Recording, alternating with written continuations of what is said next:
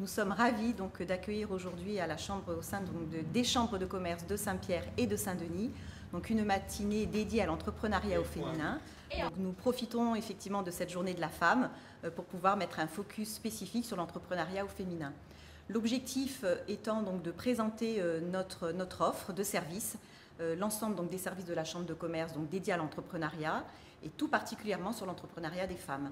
Quelques chiffres à retenir, à La Réunion, à peu près 48 000 entreprises, 10 000 tenues par des femmes, donc on va dire un petit peu moins de 25%.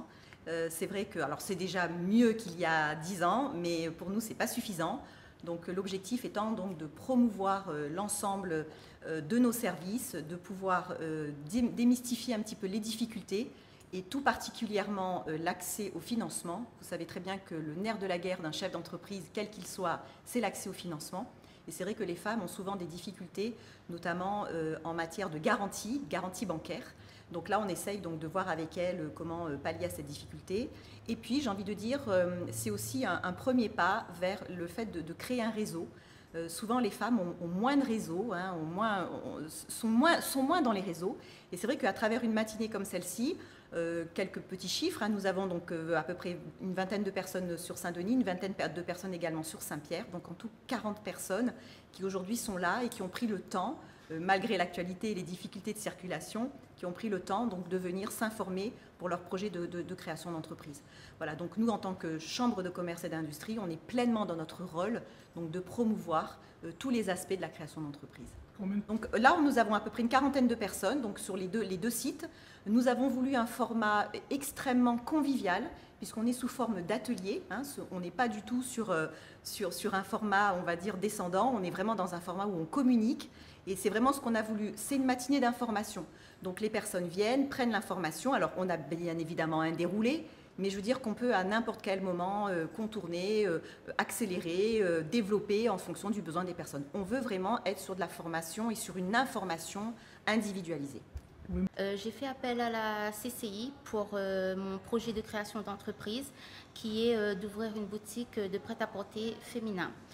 J'ai pu participer à la formation de 5 jours pour entreprendre qui a été faite l'année dernière. Avant de connaître cette formation, j'ai pu participer via le bouche à oreille à la matinée créateur qui s'est faite en janvier et ensuite enchaînée avec la formation de 5 jours.